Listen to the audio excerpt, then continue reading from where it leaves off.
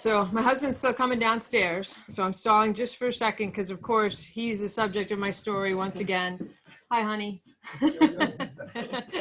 So Dave and I knew each other for probably about a year before I first noticed him in a way that, made him become my husband eventually.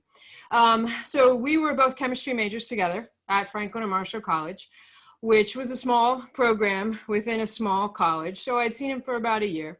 And we had that year an organic chemistry class together. We had a super nice professor, Dr. Spencer. He was the head of the department, super nice guy. But if you guys remember that parable about like the devil when he's trying to recruit more people to go into hell, right? The guy who wins the contest about getting people to go to hell doesn't tell people to do bad things.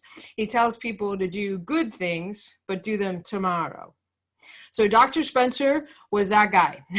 So we had a lab every week throughout the whole semester, but he said, don't worry about your lab reports. Like you can turn them in at the end of the semester. It's not a problem. Don't stress about the lab reports.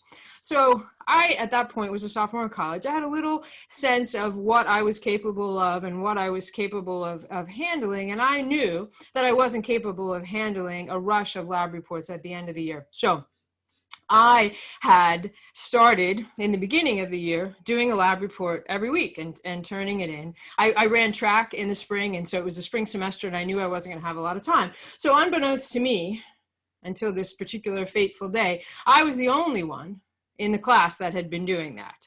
And so I'm at track practice. I've just run a 400 with hurdles, like come across the finish line behind my captain, who was a lot faster than I was. And Dave, a guy from my class, now my husband, comes running onto the track, waving a pencil and a piece of paper.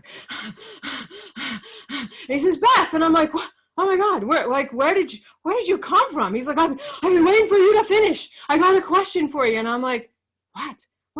And he's like, do you remember that lab that we did back in February? And I'm like, what?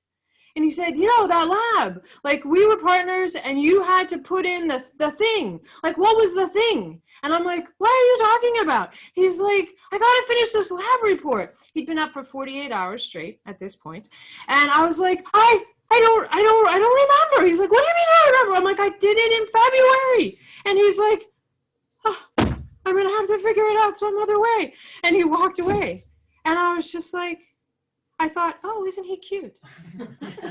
Now, when my adult self tells I'm saying that, like, I think about my young self, and I think about one of my young daughters telling me a story like that, and I'm horrified that, like, that was the spark that got me interested in the man that's now been my husband for 30 years. Like, clearly we had a very different finished project style, maybe like oil and water, you might say, right? So oil and water, I think usually has a bad connotation, but my little remembrance that I have of organic chemistry made me think of a different use of oil and water. And we've employed this often metaphorically in our marriage, and maybe as a way of transition, maybe it was that lab that we had. So in organic chemistry, there is a process called extraction.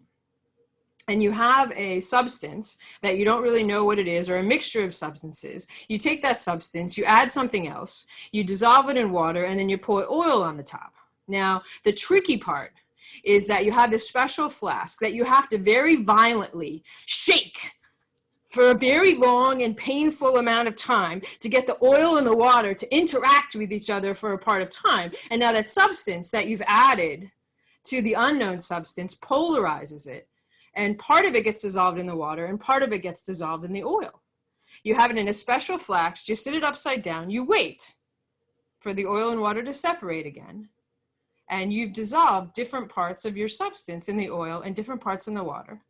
You decant off the oil, you take the oil and the water, and you now have pure substances, and you can figure things out. So that's worked for my marriage, and I think that metaphorically, I won't insult you in telling about the rest of the world, how I think that might apply, but the metaphor was intentional.